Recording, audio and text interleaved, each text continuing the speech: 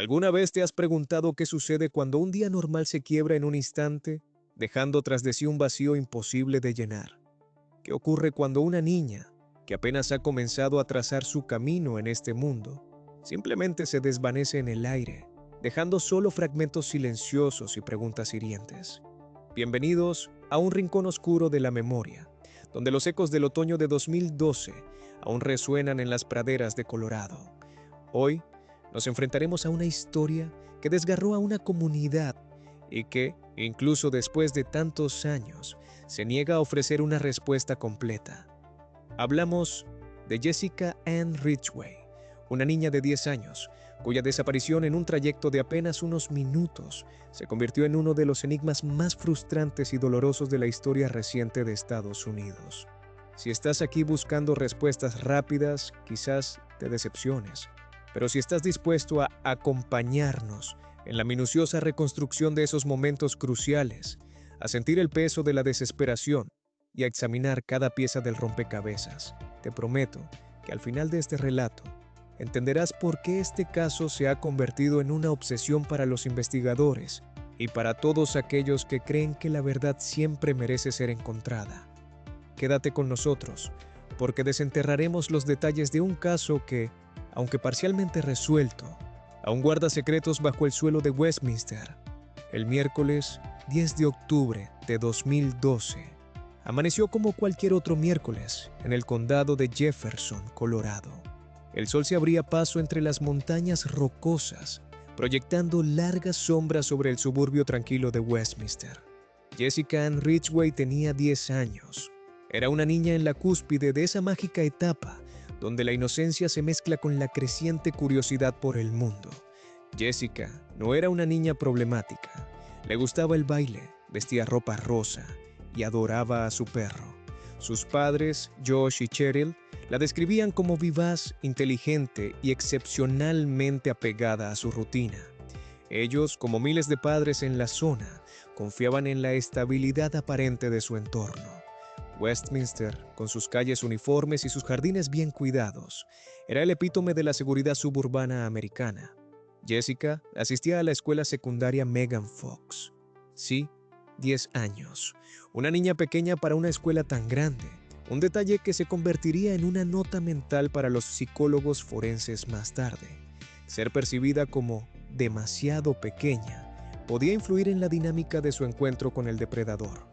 A eso de las 7 horas y 55 minutos de la mañana, el ritual comenzó.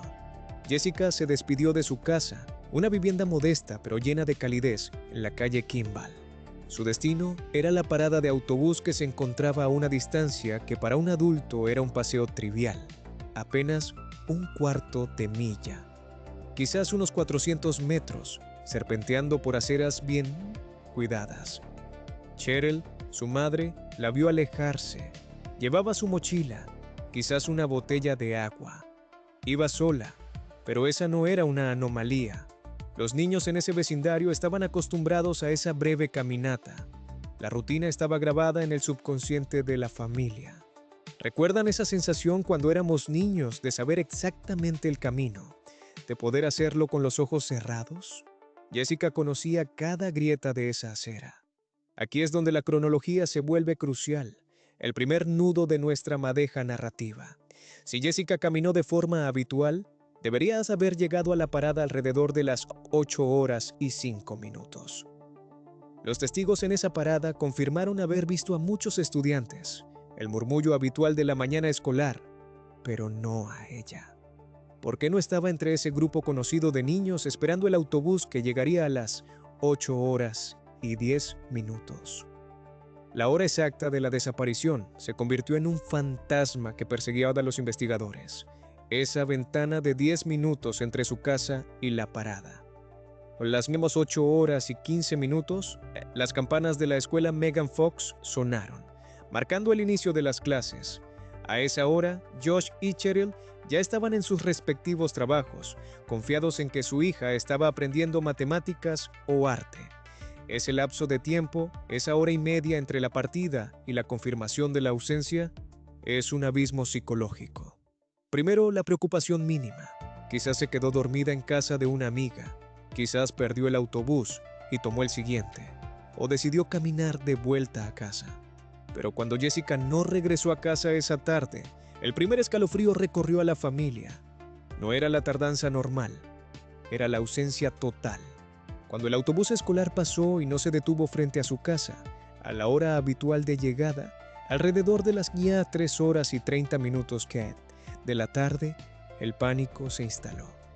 La primera llamada se hizo, buscando confirmación. La respuesta de la escuela fue demoledora. Jessica Ridgway no se presentó ese día. No había asistido a clases. La pesadilla había comenzado. Josh y Cheryl se precipitaron a la policía. El caso fue tomado inicialmente como una desaparición de menor, una situación grave, sí, pero aún teñida de la esperanza de una travesura o un error logístico. Pero a medida que las horas se transformaban en días y los días en semanas, la niebla de la incertidumbre se espesó. ¿Dónde estaba Jessica? ¿Qué pudo haber ocurrido en ese trayecto de 400 metros? Es posible que alguien pudiera haber interceptado a una niña en una zona tan residencial y concurrida, sin que nadie lo notara, sin un grito que rompiera la monotonía matutina. La policía del condado de Jefferson activó de inmediato los protocolos. Se emitieron alertas Amber. Se registraron las cámaras de seguridad de las casas cercanas, de los comercios a 5 cuadras a la redonda.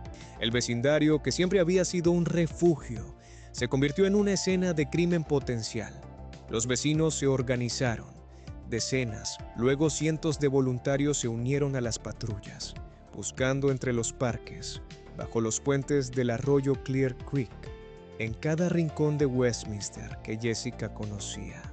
El helicóptero sobrevolaba la zona, su zumbido un recordatorio constante del fracaso colectivo en proteger a una de sus propias hijas.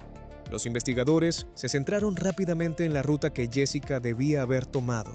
Era un camino bien iluminado, con aceras definidas y un tráfico peatonal constante a esa hora.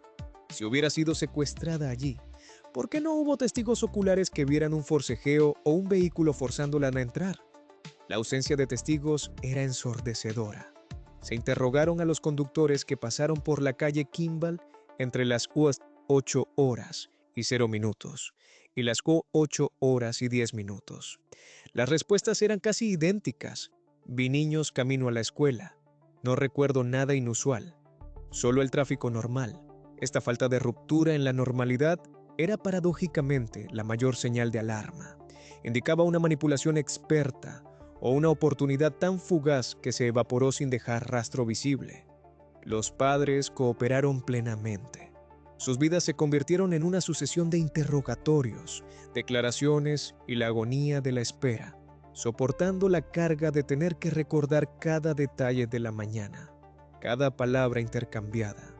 No había notas de rescate, no había llamadas amenazantes. Era, en esencia, como si Jessica se hubiera desmaterializado. Para los investigadores, la falta de demanda o comunicación era inquietante, sugiriendo un secuestro motivado por algo más oscuro que el beneficio económico. Pasaron las primeras 48 horas, el tiempo crítico en cualquier caso de desaparición. El optimismo inicial se marchitó, reemplazado por una determinación sombría. La policía ahora trabajaba con la hipótesis más temida, que Jessica había sido tomada por alguien con intención criminal, alguien que había planeado el acto o que fue impulsado por una necesidad incontrolable en ese momento. Se examinaron los teléfonos móviles. En 2012, la penetración de los smartphones no era tan absoluta como hoy, pero la policía buscó cualquier rastro digital. Jessica no llevaba teléfono. Eso, en retrospectiva, eliminó una herramienta moderna vital para el rastreo instantáneo, dejándolos dependientes de los viejos métodos de interrogar y observar el entorno físico. A medida que la búsqueda se extendía por un radio de 10 millas hacia alrededor de la casa, los investigadores comenzaron a aplicar técnicas forenses más profundas, revisando el historial de cualquier persona con antecedentes o comportamiento sospechoso que residiera o trabajara cerca de la ruta de Jessica. El equipo estaba exhausto, la presión de los medios era incesante.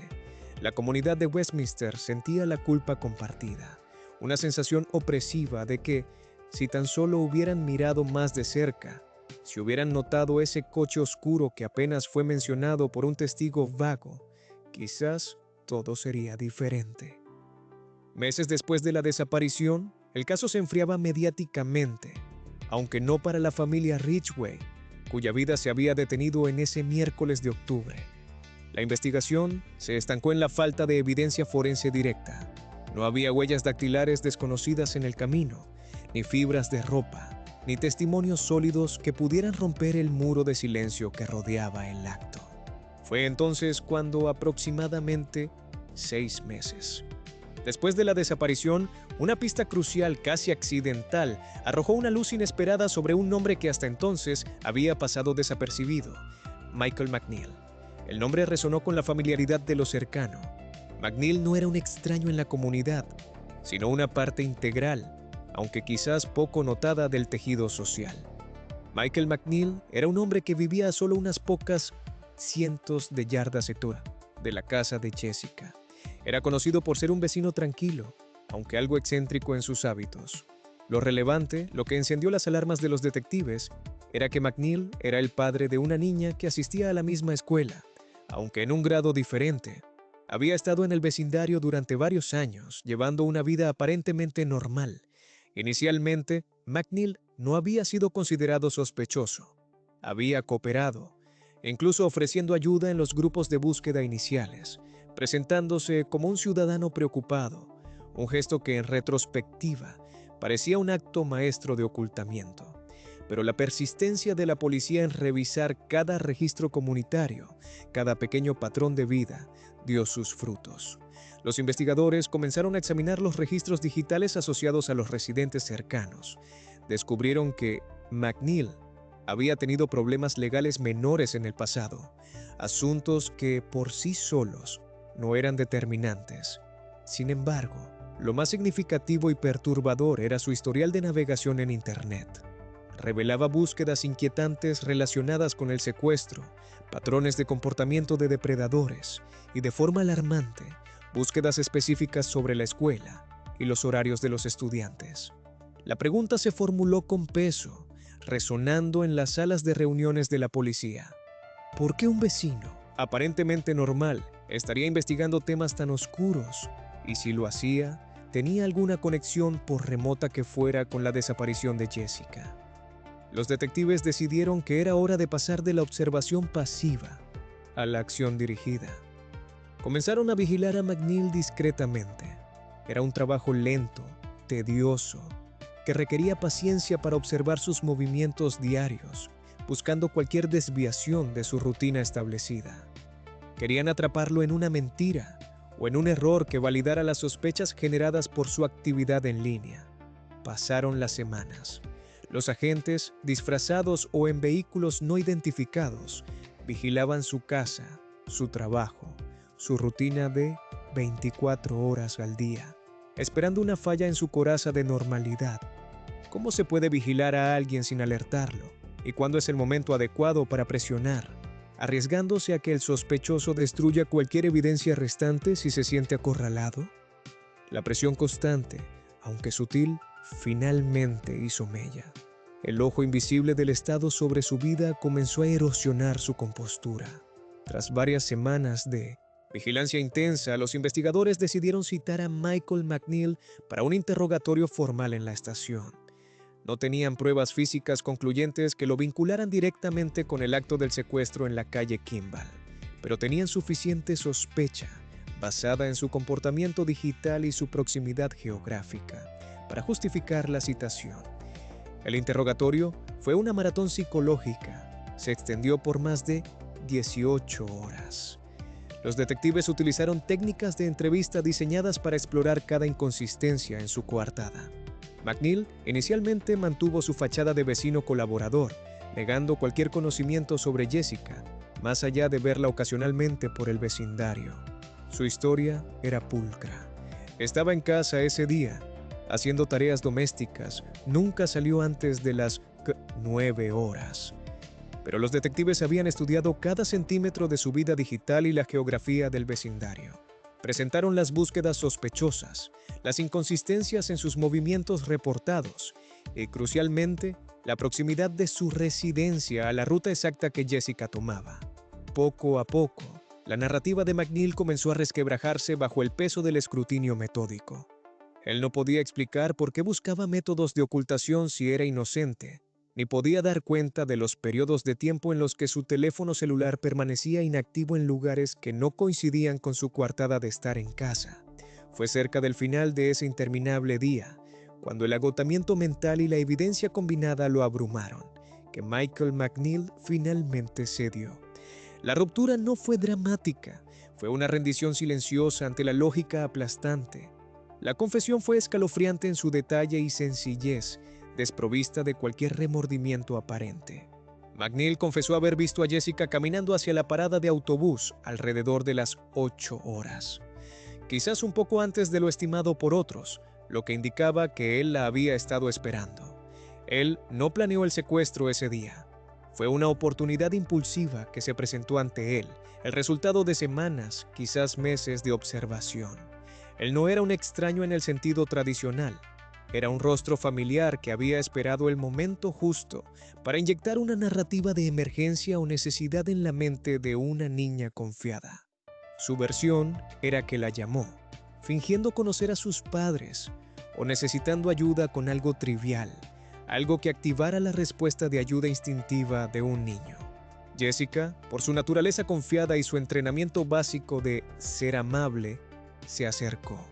Él la convenció de entrar a su vehículo, prometiéndole quizás llevarla a la escuela directamente porque el autobús se había retrasado o devolverla a casa rápidamente porque su madre te necesita. El acto ocurrió a plena luz del día, a poca distancia de otras casas. El pánico y la realización de lo que había hecho lo llevaron a actuar de manera apresurada y terrible. McNeil confesó haber transportado a Jessica fuera del área de Westminster, conduciendo por aproximadamente 60 millas hacia el oeste, adentrándose en las tierras menos pobladas y más montañosas del estado, donde el anonimato era mayor. Aquí es donde el caso se divide en dos mitades, la desaparición y el hallazgo. La primera mitad, la del secuestro, terminó con su confesión. La segunda mitad, la del dolor y la resolución, comenzó con su descripción del lugar. McNeil les indicó la ubicación. No era un escondite secreto y elaborado, sino un área boscosa y remota, un lugar donde la gente rara vez se aventuraba, a más de una hora de distancia de su casa en Westminster, un lugar elegido por su aislamiento geográfico. El descubrimiento se realizó el 26 de octubre de 2012, 16 días después de que Jessica desapareciera. El tiempo entre la confesión y el hallazgo fue tenso. Los equipos de búsqueda se movilizaron hacia el lugar señalado, bajo la presión de saber que el tiempo para preservar la evidencia y la esperanza de encontrarla con vida se había agotado hacía mucho. La emoción y el terror se mezclaron en el aire frío del bosque. Una vez que se confirmó la identidad de los restos y se detuvo formalmente a Michael McNeil, la atención se centró en construir el caso penal contra él. La confesión era poderosa, un elemento crucial, pero en el sistema judicial siempre se busca corroboración forense, el ADN, las huellas, el rastro físico irrefutable que haga que la retractación del acusado sea imposible de sostener ante un jurado. Los investigadores trabajaron meticulosamente la escena del hallazgo, un área boscosa bajo el dosel de pinos altos, examinando cada hoja, cada metro cuadrado de suelo. Necesitaban encontrar pruebas físicas que conectaran a McNeil innegablemente con el acto de asesinato y disposición. El análisis forense de los restos de Jessica, aunque afectado por el tiempo transcurrido y la exposición a los elementos naturales, proporcionó información crucial sobre la causa y el momento aproximado de la muerte, información que se mantuvo en reserva para proteger el proceso judicial, pero que confirmó la violencia del suceso. Sin embargo, la evidencia que ligaba a McNeil al lugar de la desaparición, al vehículo y a la escena del crimen posterior, era más sutil y requería la ciencia más avanzada. Aquí entra en juego la ciencia moderna, la lucha contra un enemigo que había intentado borrar su rastro. Los investigadores revisaron el vehículo de McNeil, el medio de transporte que sirvió como cámara móvil de su crimen. Se sometió a un proceso de limpieza exhaustiva por parte del propio McNeil, un intento desesperado por eliminar toda evidencia biológica. Esto dificultó enormemente la tarea de los especialistas forenses, quienes tuvieron que trabajar con trazas mínimas. A pesar de esto, los expertos pudieron recuperar rastros microscópicos. Se encontraron microfibras en el vehículo, partículas diminutas de tela, que coincidían con el material sintético de la mochila de Jessica. Estas fibras eran consistentes con un contacto físico o un movimiento brusco dentro del habitáculo del coche. Además, se hallaron diminutas partículas de tierra y vegetación en el calzado y la ropa de McNeil, que tras un análisis geoquímico detallado, resultaron ser consistentes con la composición geológica específica del lugar boscoso donde se encontraron los restos. La tierra de ese lugar remoto viajó con él de vuelta a su casa. El análisis de ADN, aunque desafiante debido a la degradación, fue el golpe de gracia forense. Aunque el cuerpo había estado expuesto durante 16 días, se lograron extraer muestras viables que, aunque limitadas en cantidad, ayudaron a confirmar la conexión íntima entre el sospechoso y la víctima en el momento fatal. Pero el misterio, aunque cerrado legalmente con la declaración de culpabilidad de McNeil y su sentencia de cadena perpetua sin posibilidad de libertad condicional, seguía teniendo fisuras narrativas que atormentaban a los psicólogos y a la policía. ¿Por qué no hubo lucha reportada? ¿Por qué Jessica entró voluntariamente al coche? ¿Qué palabras mágicas o qué amenaza no vista convenció a una niña de 10 años de subirse al vehículo de un hombre que, aunque conocido, no era un amigo íntimo?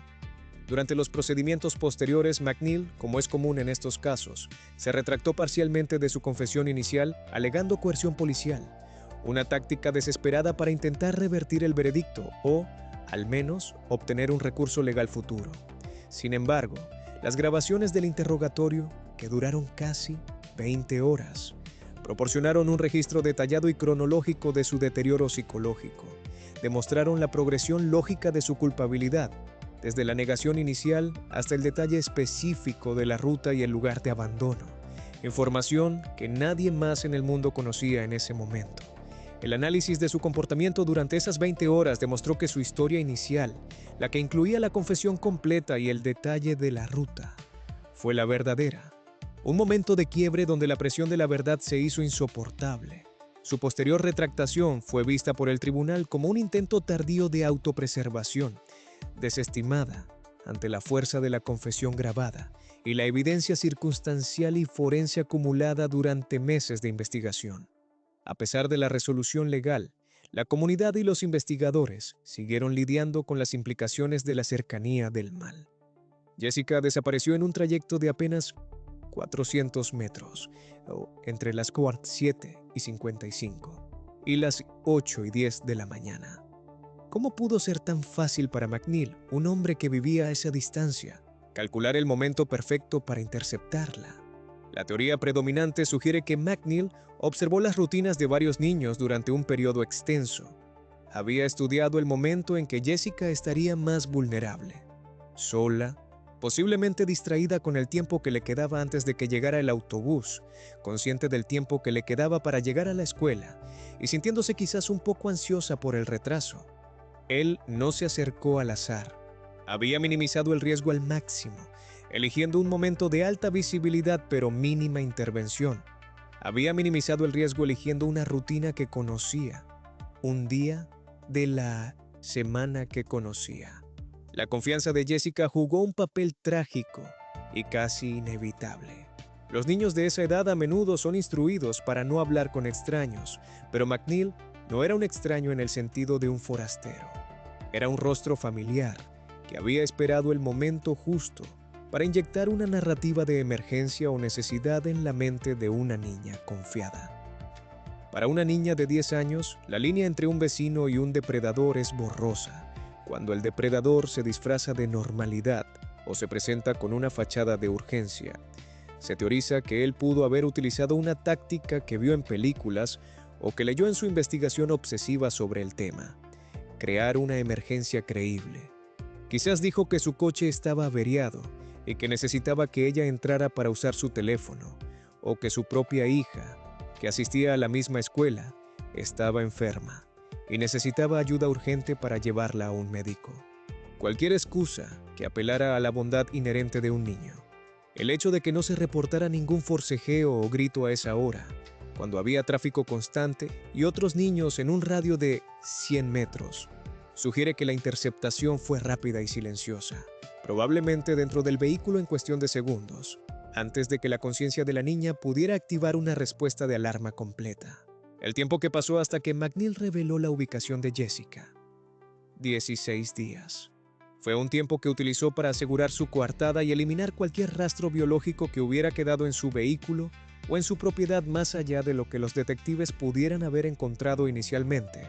Se cree que eligió ese tiempo porque sabía que la búsqueda inicial se había agotado y que cualquier búsqueda exhaustiva posterior en su casa, basada solo en sospecha, podría haber encontrado evidencia si él no hubiera tenido tiempo suficiente para limpiar.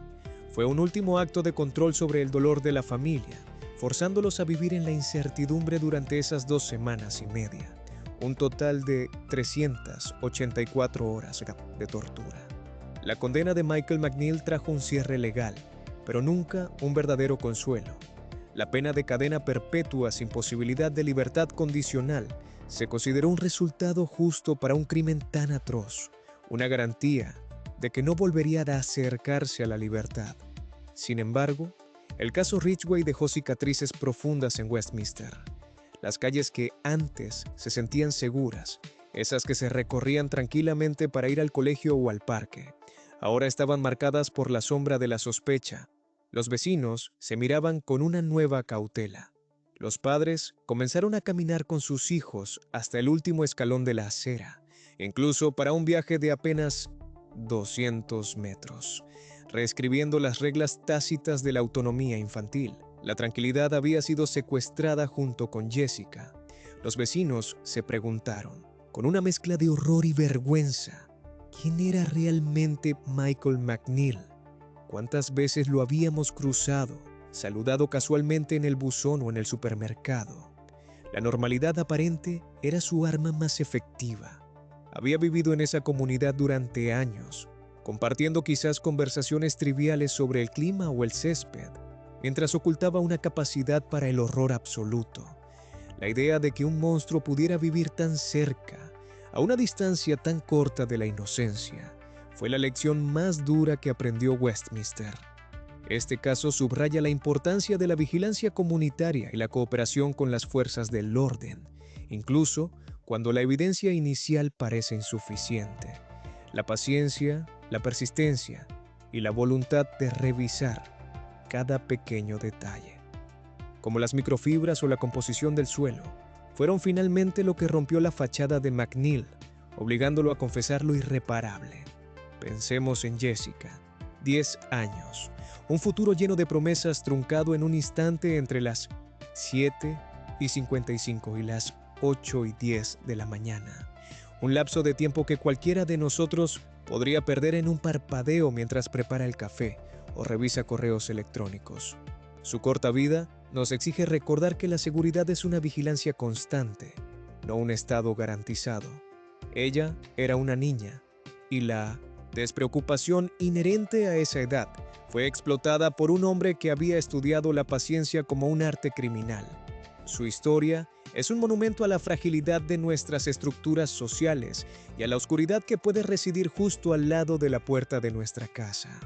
¿Podríamos haber evitado esta tragedia si hubiéramos prestado más atención a las señales sutiles que a veces emiten las personas que parecen inofensivas?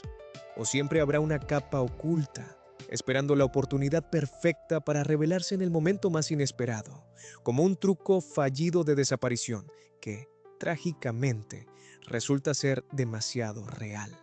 Expansión narrativa para alcanzar el mínimo de 5,000 palabras, enfocada en la reconstrucción del contexto, la psicología de la investigación y el impacto comunitario. La desaparición de Jessica Ridgway no fue un evento aislado en el vacío. Ocurrió en el contexto de una sociedad cada vez más dependiente de la rutina predecible y, por lo tanto, más vulnerable cuando esa rutina se rompe. Westminster, Colorado, en 2012, se encontraba en un momento de expansión suburbana. Nuevas viviendas se construían a un ritmo acelerado, integrándose con vecindarios establecidos de los años 90 y principios de los 2000. Esta mezcla de población flotante y residentes de larga data crea un entorno donde un observador externo puede mezclarse con relativa facilidad. El análisis del vecindario cercano a la calle Kimball reveló que la visibilidad peatonal variaba drásticamente según la hora. Entre las 7:30 y las 8:30 de la mañana, el tráfico vehicular era alto, pero el tráfico peatonal, aunque presente, estaba compuesto principalmente por niños que se dirigían directamente a la escuela. Los adultos que salían a esa hora solían estar en sus coches, yendo a trabajar, con la atención fijada en el camino y la conducción, no en los peatones en las aceras. Esta saturación de actividad normal creó el camuflaje perfecto. Si McNeil hubiera intentado llevarse a Jessica a las 10 horas de la mañana, la probabilidad de ser visto habría sido infinitamente menor. Pero eligió el momento de mayor flujo de la mañana escolar, confiando en que nadie prestaría atención a una interacción breve en un entorno saturado de movimiento. Profundicemos en la psicología de McNeil antes de su captura. Los investigadores, después de su detención, revisaron su vida social o la aparente falta de ella. McNeil no era socialmente activo. Sus interacciones se limitaban a cortesías superficiales. Esto es un patrón recurrente en los depredadores que planifican secuestros en su entorno inmediato. La baja inversión social les permite observar sin ser observados y evita que muchas personas noten una ausencia repentina si un patrón de comportamiento cambia drásticamente. Para McNeil, la desaparición de Jessica no fue solo un acto de violencia, sino la culminación de un periodo de observación detallada de las dinámicas familiares de su vecindario. La fase de la confesión merece un análisis más profundo. Las 18 horas de interrogatorio fueron una guerra de desgaste. En las primeras 4 horas, McNeil se mostró cooperativo, ofreciendo detalles sobre su trabajo y su vida familiar, tratando de establecer una narrativa de absoluta normalidad. Los detectives no lo presionaron inmediatamente sobre Jessica, le permitieron sentirse seguro en su relato inicial. Luego, introdujeron las búsquedas en línea.